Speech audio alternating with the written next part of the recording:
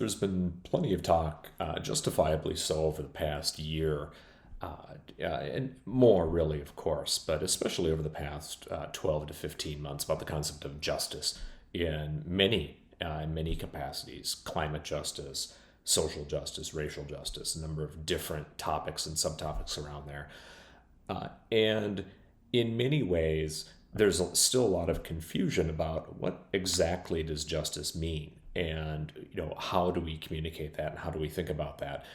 And the chapter on Gerald Ford, the only president, by the way, who was not elected, who was appointed and confirmed by the Senate, of course, as Richard Nixon's vice president when Spiro Agnew resigned.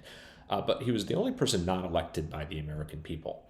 And he faced a really difficult situation, not only with the pardon of Richard Nixon, but also, and we often forget, the pardon of draft dodgers and evaders of the Vietnam conflict, which was a lot more people than just the President of the United States. This is a very difficult time. And in the chapter, I talk about the difference really between the retributive justice, kind of the law and order style justice. You did wrong, you are punished. You're punished actually by the state. You are not punished. It's not like the family of the person goes after you and they exact their own justice.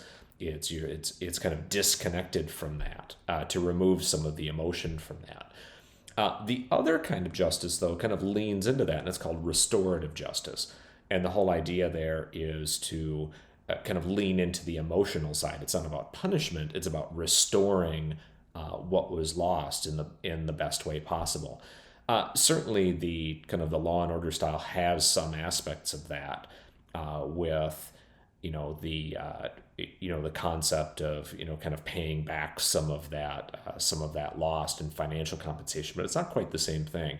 Restorative justice means that you need to confront the person and really accept the harm that was caused. It's a very different style of justice, and the whole idea in the chapter is how we communicate those different styles and those different options for justice and for dealing with a harm that was caused. The most notable example, of course, is the Truth and Reconciliation Commission in South Africa. But that's certainly not the only one. And we start to see aspects of that in the U.S. legal system as well. Walmart years ago set up a restorative justice program to handle its issue with shoplifting. Still an option in some places today. So we continue to struggle with this, and it's an interesting chapter in how that communicates and how that plays out. And this president was an excellent example of that. I want to read just, instead of an excerpt today, I just want to read just a really short passage. We think about Ford and the pardon of Nixon, but really the broader issue at the time, just at least parallel to that, was draft dodgers and draft evaders from the Vietnam conflict.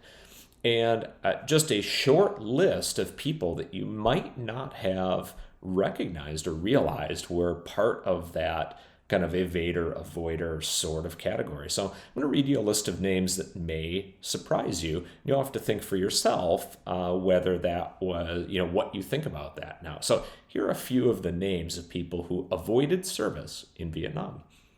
John Wayne, Dick Cheney, the vice president, Mitt Romney, a presidential candidate, current senator from Utah, Bill Clinton, president of the United States, Rudy Giuliani, Rush Limbaugh, Ted Nugent, Bill O'Reilly, Chevy Chase, Bernie Sanders, Donald Trump, and Joe Biden.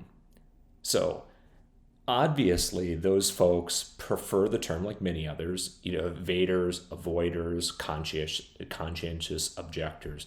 But the reality is that whether you agree with the reasons or not, they did either violate the letter or the spirit of the draft at that time and service at that time.